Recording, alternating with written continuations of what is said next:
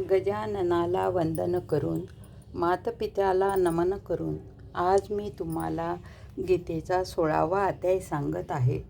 जे श्रवण केल्याने सर्व दुःखातून मुक्तता होते आणि घर धनधान्याने भरून जाते.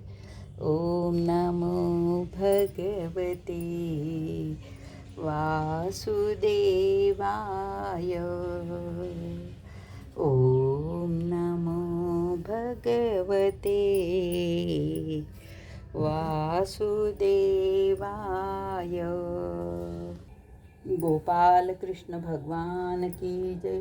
म्हणून ते अनेक प्रकारांनी भ्रमित चित्त झालेले आणि अज्ञानी लोक मोहरूपी जाळ्यामध्ये पसरलेले, तसेच विषयभोगांमध्ये अत्यंत आसक्त झालेले लोक महान अपवित्र अशा नरकात पडतात. हे आपणाला श्रेष्ठ मानणारे घमेंडी लोक, धन आणि मान यांच्या गर्वाने युक्त झालेले, शास्त्रविधीहीन असा केवळ नामाचा यज्ञ म्हणून पाखंडाने यजन करतात. ते अहंकार, बल, घमेंड, कायम आणि क्रोध इत्यादींमध्ये परायण झालेले, तसेच दुसऱ्यांची निंदा करणारे पुरुष, आपल्या आणि दुसऱ्यांच्या शरीरात स्थित असलेल्या मज अंतर्यामाचा द्वेष करणारे आहेत. अशा त्या द्वेष करणाऱ्या पापचारी आणि क्रूरकर्मी नराधमांना मी संसारात वारंवार आसुरी योनीतच टाकतो, म्हणजेच शुकर, श्वानादी नीच योनीमध्ये उत्पन्न करतो. म्हणून हे अर्जुना, ते मूळ पुरुष जन्मोजन्मी आसुरी योनीलाच प्राप्त होऊन मला प्राप्त न होता त्यापेक्षाही अत्यंत अधम गतीला प्राप्त होतात, म्हणजेच घोर नरकात पडतात.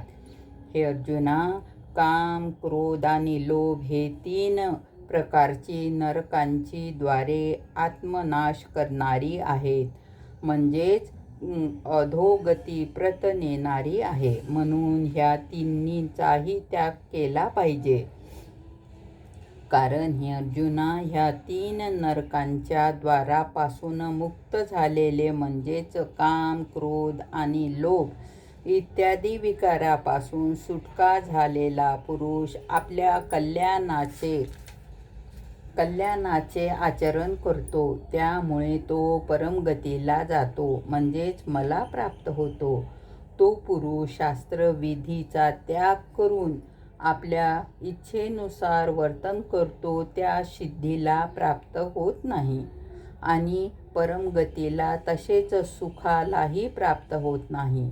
म्हणून तुझ्यासाठी या कर्तव्य आणि अकर्तव्याची व्यवस्था लावण्यात शास्त्र न प्रमाण आहे, असे म्हणून तुला शास्त्रविधीने करणे योग्य आहे. अशा प्रकारे श्रीकृष्ण अर्जुन संवादातील दैव-सुर संवाद वियोग नावाचा 16वा अध्याय संपूर्ण झाला. गोपाल कृष्ण भगवान की जय. हरये नमः, हरये नमः, हरये नमः. ओम नमो भगवते वासुदेवाय. ओम नमो भगवते वासुदेवाय.